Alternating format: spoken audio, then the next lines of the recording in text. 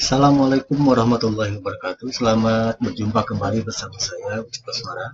Kali ini saya akan mencoba untuk membahas tentang salah satu materi di dalam kalkulus, yaitu limit. Baik, kita langsung saja. Pada pembahasan tentang limit ini, kita awali dengan pemahaman limit secara umum ya, atau secara intuisi, di mana limit ini didefinisikan secara intuisi sebagai berikut. Untuk mengatakan bahwa limit fx sama dengan L untuk x mendekati C, jadi ini dibacanya seperti itu ya. Limit fx itu sama dengan L untuk x mendekati satu nilai atau nilai C, maka ini berarti bahwa bila mana x mendekati C, ya, apabila x mendekati C, maka fx akan mendekati L. Sekali lagi, jika x mendekati C, ya, kita tahu nilai x itu bisa berubah ya, untuk mendekati C, maka fx pun akan mendekati satu nilai, yaitu nilai L. Saya contohkan dengan sebuah fungsi, misalnya fx sama dengan x pangkat 3 dikurang 1 dibagi x kurang 1. Oke. Kita lihat bahwa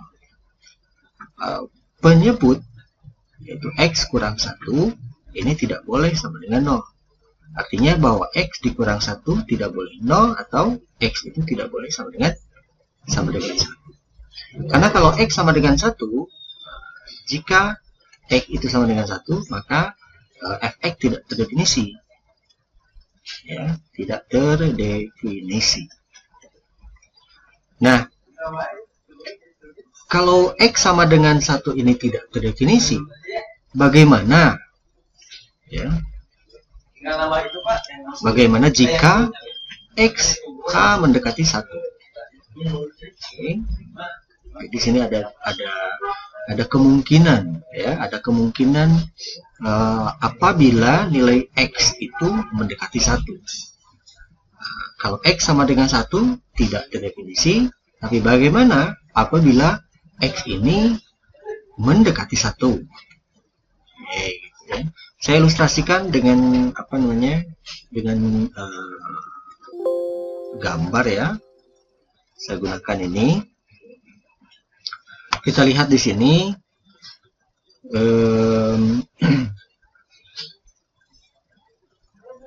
dari grafik yang dibuat.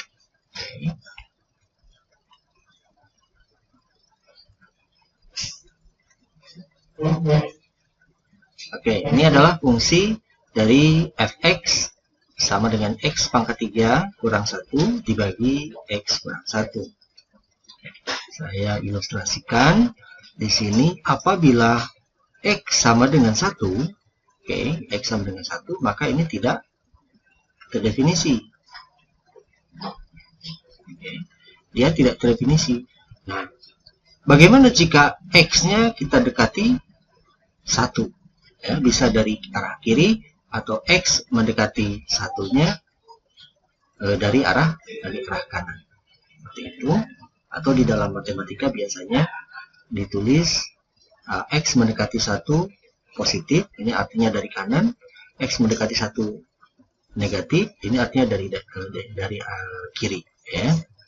Nah, kalau kita lihat ya dari sini, kalau kita lihat, maka apabila saya memiliki dua buah titik, misalnya titik A dan titik B, kita lihat titik A ya, ini disebut limit kiri ya, karena akan mendekati nilai satunya itu dari kiri. Kita bisa lihat perubahan absis dan ordinatnya ya, absis dan ordinatnya, di mana untuk absisnya ini akan mendekati nilai 1 dari kiri. Oke. Untuk titik A. Kita lihat di sini maka X ini mendekati 1 dari kiri. 0,27, 0,33, 34, 35, dan seterusnya mendekati 1.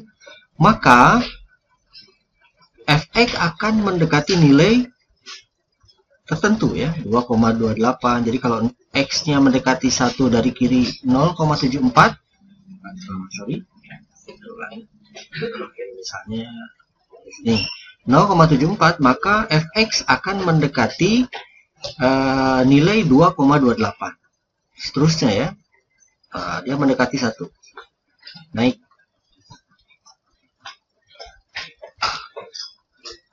Okay. 0,79, 0,8, 82, 249, 84, 254, 0,9 udah dekat ke 1, 2,71, dan seterusnya. Nah, oke, jadi mendekati nilai tertentu ya. Nah, kita bisa lihat dari titik B-nya sekarang. B itu limit kanan, kita dekati X sama dengan 1 dari kanan ya. Nah, misalnya diawali dari 1,67, maka Fx-nya 5,84. Oke, kita lihat. Nah, 1,48 dapat 1,5 dapatnya 4,75. Jadi turun ya. Oke. Terus 129 3 ya, jadi turun. 1,14. Nah, kita dekati sedekat-dekatnya saja. Oke, sampai sini saja. 1,08, maka Fx-nya 3,26. Maka kita bisa memperkirakan bahwa jika X mendekati 1 dari kiri dan X mendekati 1 dari kanan, maka Fx akan mendekati sebuah nilai. Ya, X akan mendekati sebuah nilai. Oke, saya ulangi ya. Jika X mendekati 1 dari kanan dan X mendekati 1 dari kiri, maka kita lihat ini turun ya, yang ini naik. Maka akan Fx akan mendekati sebuah nilai, yaitu nilai D3. Oke. Nah, seperti itu. Karena X sama dengan 1 itu tidak terdefinisi, tetapi kalau X didekati dari kanan ataupun dari kiri, maka akan ada nilai limitnya, yaitu nilai 3. Seperti itu ya. Oke, nah itu sebetulnya definisi tentang limit ya. Jadi kalau kita dekati dari kanan, oke, nah kita lihat kalau X-nya sama dengan 1, maka limitnya itu tanda tanya, artinya tidak terdefinisi atau undefined ya. Titik B undefined.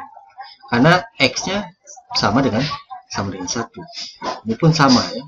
Nah, limit kiri pun sama. Apabila X-nya sama dengan 1, maka undefined juga, seperti itu. Tidak terdefinisi. Tetapi kalau hanya mendekati, maka nilainya adalah nilainya 3. Nah, seperti itu ya. Sehingga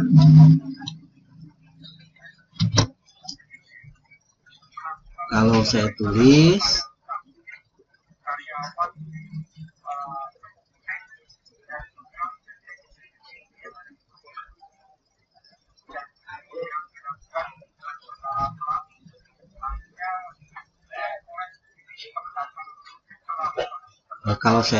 jika X mendekati 1 dari kiri, atau ditulis X mendekati 1 negatif, maka Fx itu sama dengan 3. Begitupun jika X mendekati 1 dari kanan, ya, ditulis X mendekati 1 dari kanan, Fx-nya pun sama dengan 3. Oke.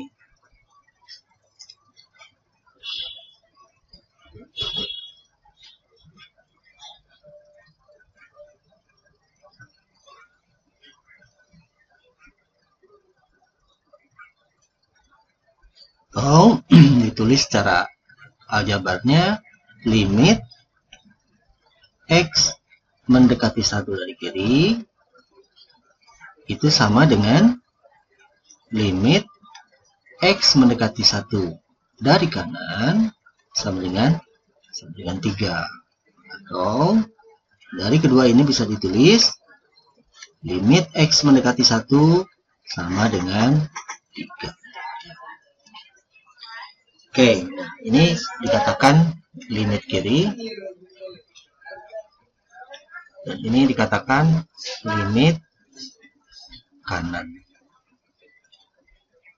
Dan biasanya kalau limit kiri dan limit kanan itu ada atau nilainya ada, maka limit itu ada, atau di fungsi tersebut bisa dikatakan continue ya. Oke. Secara aljabar saya bisa tuliskan secara aljabar dari limit X mendekati 1, X pangkat 3 kurang 1 dibagi X kurang 1. Ini kan bisa kita selesaikan dengan berbagai cara ya. Misalnya kalau ingat materi tentang limit di SMA ya, ada kita gunakan pemfaktoran, membagi langsung begitu ya. Misalnya ini kita bisa lihat, ini bisa kita faktorkan menjadi X kurang 1, kemudian X kuadrat tambah X ya, ditambah 1 dibagi X kurang 1. Kita bisa coret dengan 1. Ini limitnya tulis lagi ya, limit X mendekati 1. Sehingga X kuadrat tambah X ditambah 1. Nah, kita substitusikan saja, berarti 1 kuadrat tambah 1 ditambah 1 sama dengan 3. Nah, jadi hasilnya adalah 3. Jika X mendekati 1, maka Fx itu mendekati 3. Misalkan juga membagi langsung ya. Kita lihat limit X pangkat 3 kurang 1 dibagi X kurang 1, X nya mendekati 1. Kita bagi saja dulu, maka X pangkat 3 dikurang 1 dibagi X kurang 1 ya. Berarti X pangkat 3 bagi X kuadrat dikali X pangkat 3, X kuadrat dikali min 1 min X kuadrat. Lalu kita kurangi, ini berarti min 1 tambah X kuadrat atau X kuadrat dikurang 1 ya. X kuadrat dikurang 1, kita bagi lagi X kuadrat dibagi X, itu adalah X ya. X dikali X kuadrat, X dikali min 1 berarti min X. Kita kurangi lagi, berarti kita dapat X kurang 1 ya. Min 0, ini min 1 tambah X atau X kurang 1. Kita bagi lagi X bagi X itu 1 kali X, kemudian 1 kali min 1, min 1. Oke, sisa 0. Berarti hasilnya adalah X kuadrat tambah X ditambah 1. Berarti X mendekati 1 dari X kuadrat tambah X ditambah 1. Setelah itu kita substitusikan sama seperti ini. Hasilnya adalah 3 seperti itu ya. Oke. Selanjutnya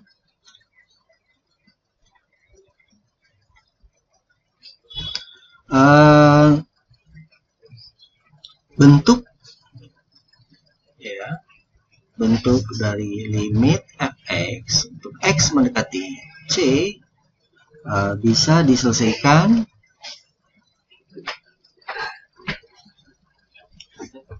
dengan beberapa cara ya. Oke, pertama itu substitusi langsung. Jadi kita bisa substitusi secara langsung, kemudian kalau tidak bisa biasanya difaktorkan ya. Kalau tidak bisa juga dengan merasionalkan penyebut Oke. Nah, ini bagaimana cara kita menyelesaikan limit ya. Contohnya kita lihat berapakah limit dari 4x kurangi 5 untuk x mendekati 3. Oke.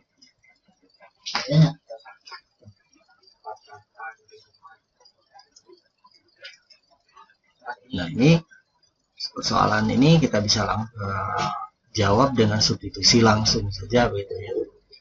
Itu kita substitusikan x sama dengan 3 ke fx, berarti 4 dikali 3 dikurangi 5 ya, sama dengan 12 dikurangi 5 sama dengan 7. Oke, saya jadi bentuk-bentuk seperti ini ya. Contoh untuk memfaktorkan ya, memfaktorkan itu contohnya yang tadi gitu ya. Contohnya yang tadi,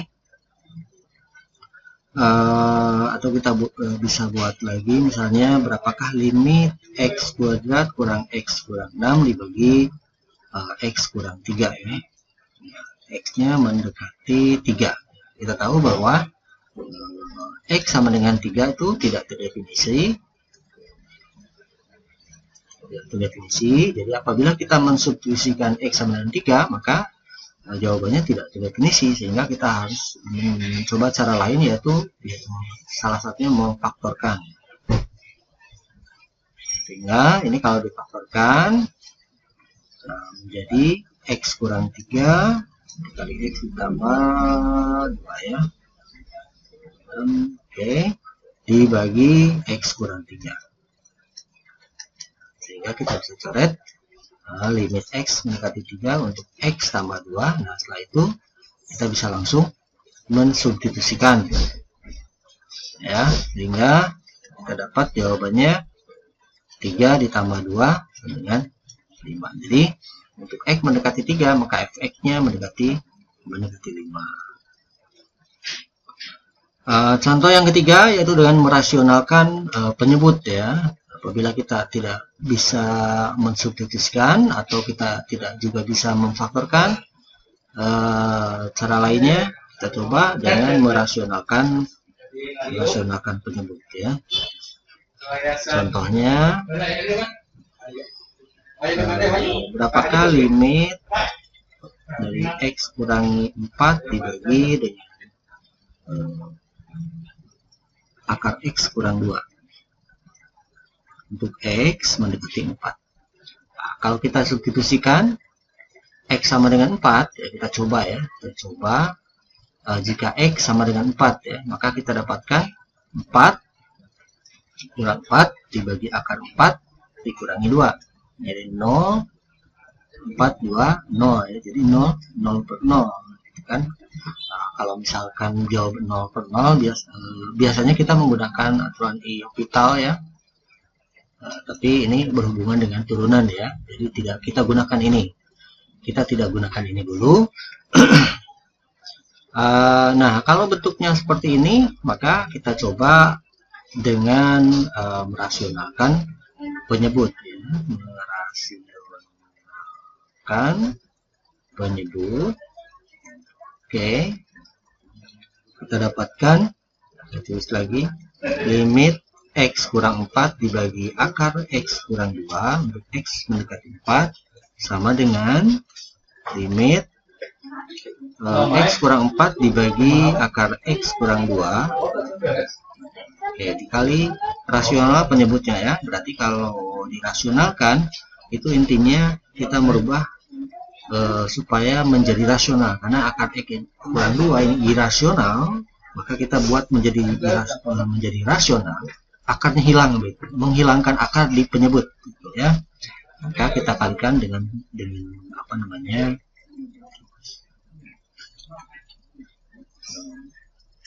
kita kalikan saja dengan 1 ya. Jadi limit x kurang 4 dibagi akar x kurang 2 untuk merasionalkan penyebut ini, 1 ini kita buat menjadi akar x tambah 2 akar x tambah 2 ya, karena ini bagi ini tetap 1, kita patokannya terhadap penyebutnya. Oke, selanjutnya berarti limit X kurang 4, X mendekati 4, X kurang 4 dikali akar X tambah 2 ya. Jadi kita kali faktor, berarti akar X dikali akar X itu X, lalu min 2 dikali 2 berarti min 4. Oke, selanjutnya nah ini sudah rasional ya, sudah dirasionalkan, jadi penyebutnya sekarang tidak ada akar.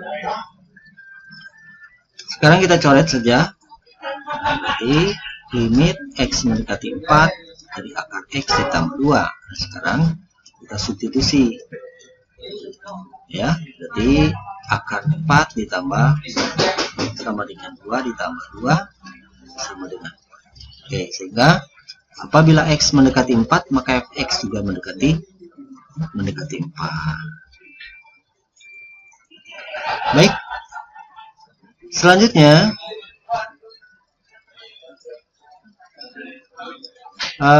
teorema limit kiri dan limit kanan ya. Kita sudah tahu bahwa tadi dikatakan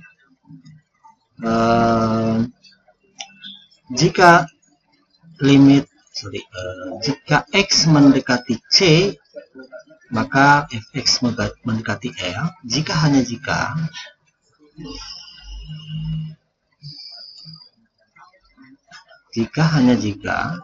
limit Fx X mendekati C dari kiri sama dengan limit Fx untuk X mendekati C dari kanan sama dengan L.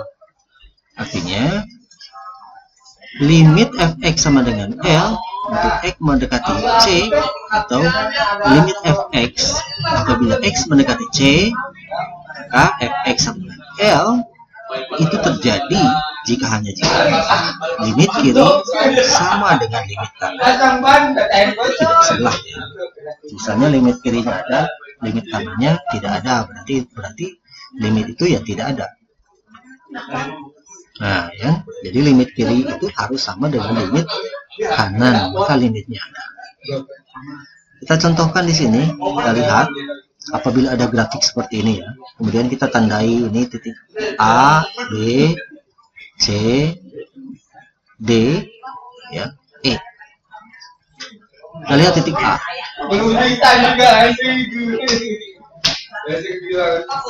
Limit kirinya, limit Fx untuk X mendekati, kita ibaratkan berarti ini ya.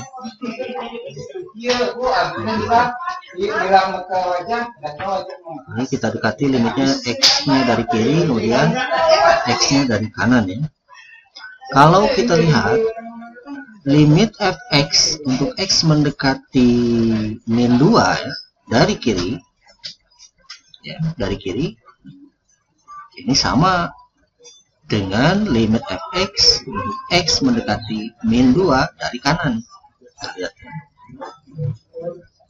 Jadi dari kiri mendekati 2, dari kanan pun mendekati 2 ya. Nah, limit kiri ini adalah limit kiri, ini adalah limit kanan. Limit kiri 2, limit kanannya 2. Berarti kita bisa simpulkan bahwa limit Fx untuk X mendekati min 2 itu sama dengan 2. Seperti yang dijelaskan tadi. Seperti itu ya. Sekarang kita lihat titik B. Kita lihat titik B, harus lihat dari gambar ya. Kita lihat limit kiri mendekatinya 3, tapi limit kanannya dia mendekati 4. Jadi bisa kita tulis untuk min 1 ya. Limit Fx untuk X mendekati min 1 dari kiri, kita lihat mendekati min 1 dari kiri itu adalah 3. Sekarang ini adalah limit kiri. Sekarang limit kanannya, limit Fx untuk X mendekati min 1 dari kanan Lihat, mendekati min 1 dari kanan, tidak nyambung ini ya. Dari kanan berarti kan dari sini dia mendekati 4 tuh ya. Nah, karena ini limit kanan. Oke, karena limit kiri tidak sama dengan limit kanan, ya maka limitnya tidak ada ya, limitnya tidak ada. Limit fx untuk x mendekati min 1 tidak ada, tidak sama ya. Kalau dikatakan limit kirinya ada, limit kanannya ada, tetapi nilainya berbeda, maka ya secara kesimpulannya berarti limit fx-nya tidak ada. Oke. Oke, kita lihat titik C pun begitu ya. Titik C kan yang sama dengan titik B nya. Kemudian titik D. Nah, titik D ini adalah titik di mana fungsinya adalah fungsi yang apa ya? Bergelombang ya. Bergelombang ya. Tidak mulus begitu ya. Maka pada fungsi-fungsi yang seperti itu ya, itu biasanya itu tidak memiliki limit. Jadi limit fx untuk x mendekati misalnya di daerah ini ya, 2 ini harusnya ya, mendekati 2 dari kiri itu tidak ada, seperti itu ya. Kemudian titik E ya, untuk titik E dia hanya memiliki limit kanan saja ya. Titik E ini limit kanan saja, artinya limit fx untuk x mendekati 2 ya, dari kanan itu sama dengan 3 ya. Jadi dia hanya memiliki limit kanan saja, jadi limit kirinya tidak ada ya. Kesimpulannya berarti limit itu memang tidak ada ya. Nah, berarti kita bisa simpulkan apabila limit kiri dan limit kanannya sama ada ya, maka limit itu ada ya. Jadi contohnya seperti yang apabila limit kirinya ada apabila limit kirinya ada yaitu nilainya 2, kemudian limit kanannya ada yaitu nilainya juga 2, maka limit itu ada nilainya 2 itu ya. Oke, selanjutnya kita akan membahas mengenai limit fungsi trigonometri. Baik, kita gunakan lingkaran satuan dengan jari-jari R, panjang jari-jarinya adalah 1 ya. Dan dengan membuktikan atau kita ingin membuktikan bahwa apa benar bahwa limit sinus x per x untuk x mendekati 0 itu adalah 1 ya, dan limit 1 kurang cos x untuk x mendekati dibagi x ya, untuk x mendekati 0 juga sama dengan 1. Nah, fungsinya adalah kita harus menemukan dulu bahwa limit sin x dibagi x untuk x mendekati 0 itu adalah 1. Kita gunakan lingkaran satuan ini. Kita bagi dia menjadi beberapa titik kunci. Pertama adalah titik A, titik B, titik P ya, titik P, titik I, titik pusat O. Ya, kita tahu pusat di 0,0. Kemudian bagaimana cara mengetahui bahwa koordinat titik P itu R cos X, R sin X. Itu kita bisa lihat dari segitiga OBP ini ya. Kita lihat OBP apabila kita ingin mendapatkan koordinat ini, kita bisa lihat dengan aturan sinus yang kemarin. Kita lihat saya hasilnya ini B O P, ini R, ini sudutnya adalah X misalnya. Maka kita dapatkan sinus X itu adalah BP per R kan, atau per OP. Sehingga kita bisa dapatkan BP itu R sinus X. Ya, jadi BP adalah Y kan. Nah, jadi jarak dari sini, dari O ke sini, berarti R sin X. Nah, untuk cos X-nya berarti BO atau OB per R.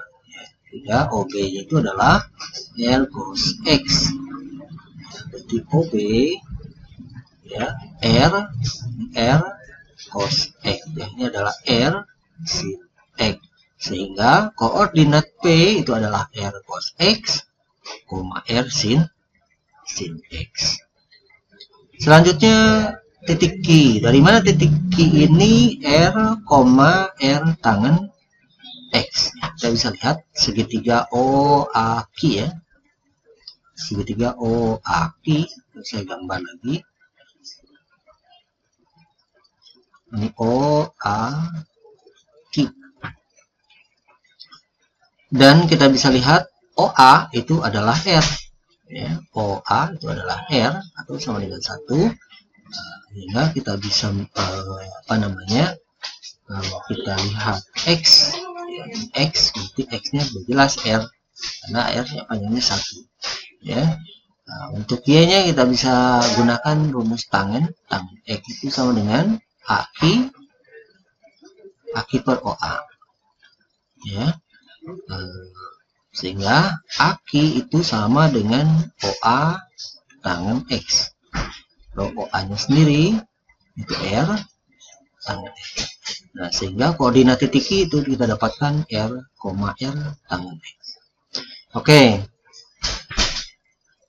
Selanjutnya, kalau kita sudah dapatkan ini koordinatnya, kita tahu bahwa limit dari sinus X untuk X mendekati 0, kita substitusi sin 0 itu sama dengan 0 ya. Lalu limit dari cos X untuk X mendekati 0 adalah 1 ya. Kalau kita substitusi cos 1 sama dengan cos 0 sama dengan 1. Nah, dengan berdasarkan itu kita buat beberapa pola ya, atau beberapa arah. Di sini ada 3 penjelasan yang akan dibahas. Pertama adalah segitiga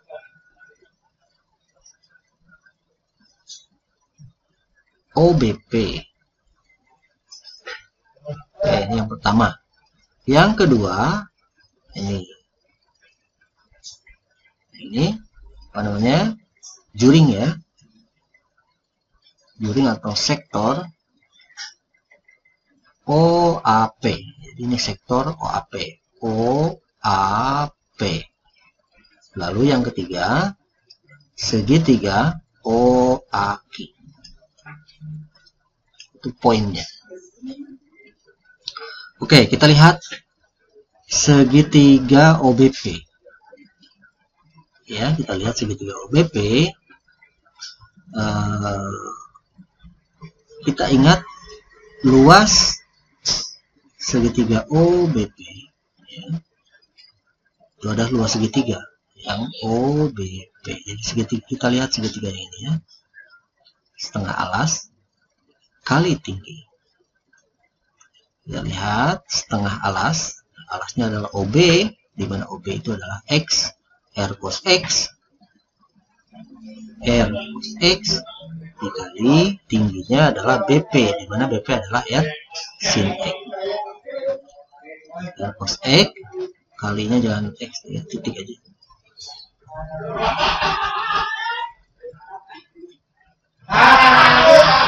Kali R sin X. Sehingga kita dapatkan setengah R kuadrat cos X kali sin X. Oke. Kunci pertama kita dapat. Kita lihat kunci yang kedua.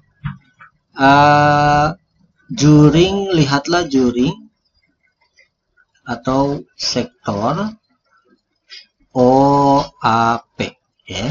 OAP. Kita gunakan di sini perbandingan ya. kita gunakan perbandingan di mana luas juring OAP dibandingkan dengan luas lingkaran. Luas sektor ini bandingannya luas lingkaran. Itu harus sama dengan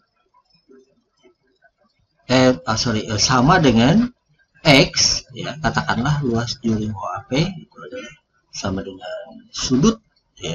Kalau saya tulis misalnya apa ya, tulisnya sudut saja, besar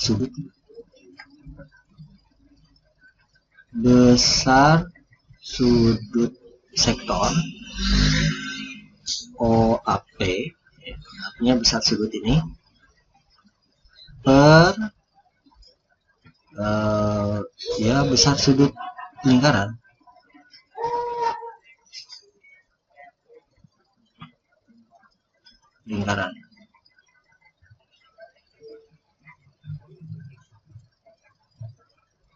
Oke. Kalau saya tulis berarti luas juring OAP bagi luas lingkaran perbandingannya besar sudut sektor OAP-nya X, karena ini sudah saya tuliskan X, per besar sudut lingkaran 360 derajat, atau kita gunakan radian 2V, ya. Oke, 2V, sehingga luas juring OAP itu sama dengan X per 2V dikali luas lingkaran, ya. Kita ingat luas lingkaran, luas lingkaran yang jari-jarinya adalah R, ya, karena luas lingkarannya adalah VR kuadrat, ya, sehingga kita bisa sederhanakan di sini X VR kuadrat kita bisa coret untuk X per 2 R kuadrat, atau saya tulis sederhanakan lagi setengah R kuadrat X. Oke, jadi ternyata luas juring atau luas sektor OAP ini adalah sebesar setengah R kuadrat X. Dan yang ketiga adalah kita lihat luas segitiga OAQ, ya, segitiga OAQ. Oke, berarti luas segitiganya adalah luas segitiga OAQ itu sama dengan setengah alas kali tinggi, ya. Ini alasnya OA, tingginya AQ, berarti OA-nya adalah R, setengah kali alasnya adalah R, dan tingginya adalah R tangan X. R tangan X. Oke, berarti setengah R kuadrat tangan X. Oke, kita bisa lihat 3 buah data, ya. Ini adalah yang pertama, ini adalah yang kedua, dan ini adalah yang ketiga. Dari sana kita bandingkan, ya, besarnya, karena luas segitiga OBP itu kurang dari atau sama dengan luas juring OAP kurang dari atau sama dengan luas segitiga OAQ. Kita lihat di sini luas segitiga OBP itu kan ini lebih kecil dari luas juring ini, dan lebih kecil dari luas segitiga ini. Nah, seperti itu, ya. Sehingga kita dapatkan seperti ini. Kita masukkan saja, berarti luas segitiga OBP, ya, kita masukkan yang pertama ini setengah R, saya tulis dari sini saja, ya. Oke. Setengah R kuadrat cos X sin X kurang dari sama dengan luas juring, ini setengah R kuadrat X kurang dari setengah R kuadrat tangen X, setengah R kuadrat tangen X. Oke, kita bagi setengah, jadi kita dapat R, ini ada R kuadrat setengah R kuadrat, berarti kita dapatkan cos X sin X kurang dari sama dengan X kurang dari sama dengan tangen X, itu ya. Kita bagi dengan sin X. Oke, kita bagi dengan sin X, berarti kita dapatkan cos X kurang dari X per sin X kurang dari tangen X itu kan sin X per cos X ya. Kalau kita bagi dengan sin X, maka kita akan dapatkan 1 per cos X, itu kita tulis per 1 ya. Jadi sin X per cos X dikali 1 per sin X, itu jadi 1 per cos X, sehingga saya bisa tulis 1 per cos X. Oke, atau kita bisa tulis di sini kalau ini kita balik ya, kita balik berarti 1 per cos X, ini 1 per cos X berarti kurang dari sama dengan, kita balik sin X per X ada di atas, dan jadi cos, karena kita memerlukan sin X per X. Oke, kita berikan limit. Kalau kita berikan limit, berarti limit 1 per cos X mendekati 0 itu kurang dari limit sin X per X mendekati 0 kurang dari sama dengan limit cos X mendekati 0. Kita lihat di sini limit 1 per cos X, kalau kita substitusikan 0, maka 1 per cos 0 adalah 1, sesuai dengan ini limit cos X untuk X mendekati 0 itu adalah 1, sehingga kita bisa tulis ini adalah sama dengan 1. Oke, kurang dari sama dengan limit sin X per X mendekati 0. Begitupun dengan ini limit cos X untuk X mendekati 0, maka cos 0 sama dengan 1. Oke, kita bisa lihat limit sin X per X untuk X mendekati 0 itu lebih dari sama dengan 1, tapi kurang dari sama dengan 1. Ini berdasarkan teorema Apit ya, ini sama dengan 1. Maka kesimpulannya limit sin X per X mendekati 1 sama dengan 1. Ya, logikanya gini lah, sesuatu itu lebih dari 1 tapi kurang dari 1, ya berarti sesuatu itu adalah 1. Artinya seperti itu. Oke, nah sehingga dari rumus ini limit sin X per X sama dengan 1 ini dikembangkan ya, dikembangkan lagi menjadi banyak sekali rumus ya, seperti ini ya. Limit sin X sama dengan 1, limit sin X per X sama dengan ini yang kita tadi, mengakibatkan ya kebalikannya pun 1, mengakibatkan tangen X per X untuk X mendekati 0 1 juga, kebalikannya begitu. Untuk cosinus X itu 1 per cosnya 1. Terus berkembang lagi apabila limitnya sin AX per sin BX, ya jawabannya A per B ya. Dan seterusnya. Ini jadi berkembang seperti itu ya. Hanya dari akibat dari rumus yang pertama ini. Baik, selanjutnya di sini ada beberapa soal, silahkan nanti dicoba dikerjakan.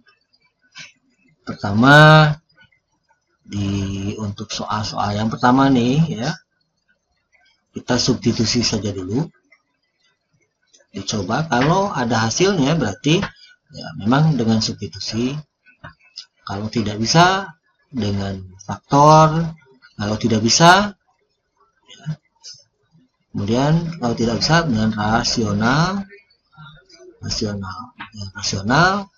kemudian dengan limit trigonometri. Oke, limit trigonometri itu yang dari sini ya, ini. Kemudian yang saya kira yang faktor dari sini ya, dari sini ke bawah itu dengan faktor. Rasional penyebut apa mungkin ini ya, belum dicek ya, cek saja dulu ya.